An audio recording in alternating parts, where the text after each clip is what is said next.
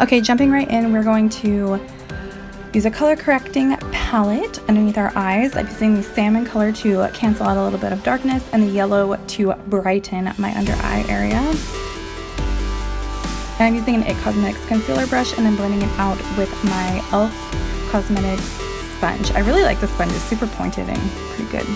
So for foundation, I mixed all 4 of these things. 2 of them are foundations. It's the CoverGirl Outlast Stay Fabulous in 855. The Matte and Poreless Fit Me in 220 foundation, and then into both of those I mixed the Josie Maran Argan Illuminizer. I put 1 pump of that, and then the Josie Maran Argan Oil, I put 2 drops of that into my foundation, and I think it just looks perfect. It's glowy and pretty. My skin's really dry and it doesn't look dry, so that's my goal. And I do go darker, like if you're thinking it looks a little bit too dark for my face. My body is way darker than my face, so I try to at least kind of make it match up a little bit because I don't want my face to be so white in comparison.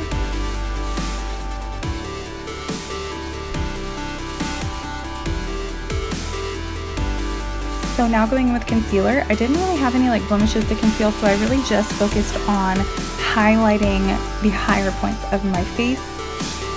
So, you know, under my eyes, on my chin, right under my nose, on my nose, yeah, forehead, all the places where the sun would naturally highlight your face. This was the Becca Aqualuminous Concealer in Light. This is such a pretty concealer. It looks just like skin. It's so worth it.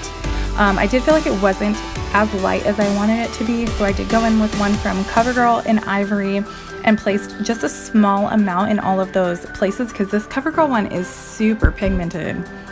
So just a little bit and, you know, correct your day, man.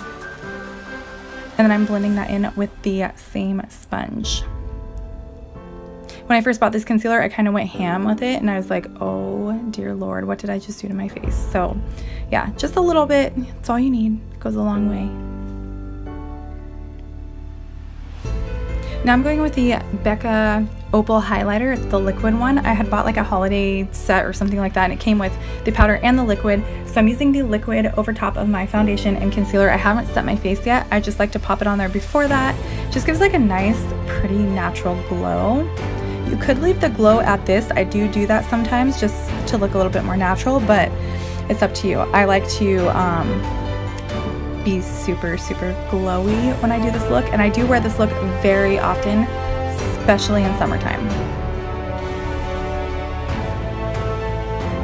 So to set my face, I use the Wet n Wild Photo Focus Pressed Powder, and it's in the shade Warm Light, and I put this one with a smaller brush onto like my eyes, under eye area, all the places that I had applied my concealer, and then I go in with another one which is basically what the Photo Focus replaced. It's the old school Wet n Wild Coverall Pressed Powder. I still have like a bunch of them, so I just use them anyways, but this one is in the shade Tan, and I take it on a bigger brush and just push it into my skin and kind of do swiping motions where it meets the lighter powder so that they don't have like a big difference. They just blend really pretty. Giving my lashes a little curl. And now taking a black pencil liner, I'm just tight lining my eye, and I feel like it just makes your lash line look fuller, and I don't know, it's just pretty. I like it. If I don't do it, I notice a big difference. And the mascara I'm using is the Pure Fully Charged Mascara. And I pop that on the bottom and the top. Also, I do this look without falsies, and it's just as pretty. So if you're not into falsies, or you don't know how to wear them, stuff like that, don't know how to apply them, whatever, just leave them off and you'll be totally fine. I do it all the time, so yeah, looks totally just as good. Now I'm going in with my Tarte Chisel palette and I'm popping the lighter shade and just bronzing up my face.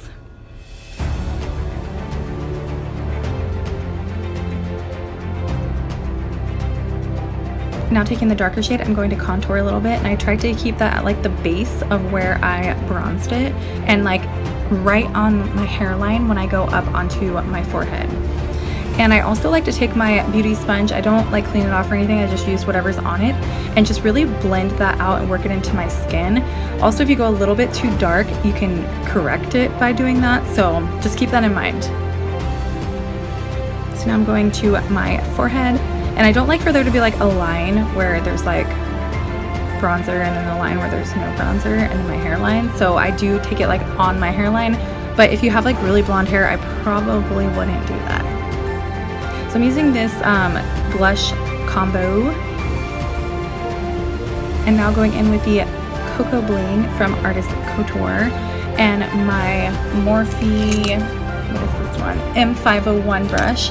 I did spray it with a little bit of setting spray, but I tried not to get it too wet because then it is a little bit hard to move it around and blend it. And then I was just popping that right into that that highlighter, gosh, if I can talk today.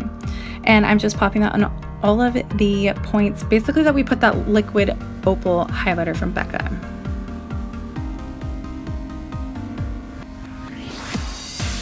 And I do apply quite a bit when I do this particular look because I want to be very glowy, like extremely. So, you know, you can go a little bit less if that's what you would like. That's the cool thing about makeup is, you know, you can totally personalize it to whatever your preference is. And I'm taking that exact same highlighter, wetting a smaller brush and popping that in the inner corners of my eye and underneath the high points of my brow. And then I just kind of tap it with my finger and blend it out. And when you apply this wet, I do go back in with some of the dry powder and just pop it over top sometimes, and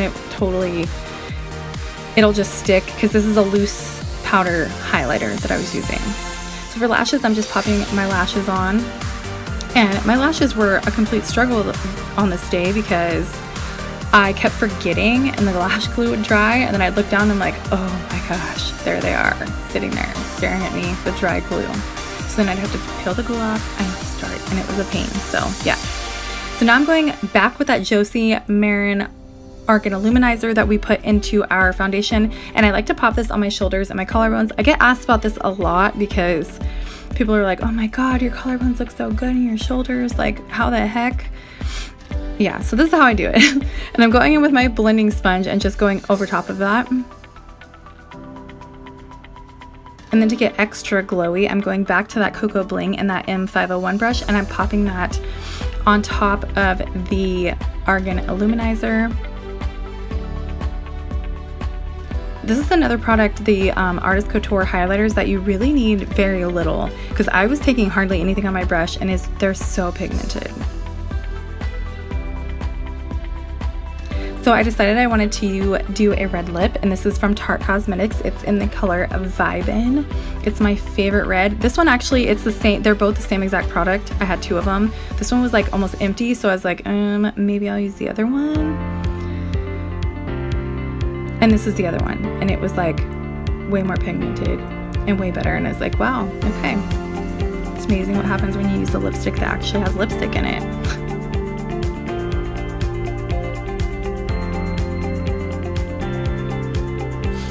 Also, if you have a hard time with lips, I know sometimes I do struggle to like get them even or whatever, or you know, if you get little bumps in it, you can use a little bit of concealer, take a brush and just go along it and clean it up, and it'll look totally fabulous.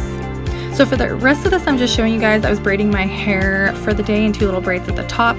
So I'm not going to voice over this part because I don't really know how to explain it, but I will just leave you guys with the video. Thank you guys so much for watching, and make sure that you subscribe. I love all you guys, and thanks so much.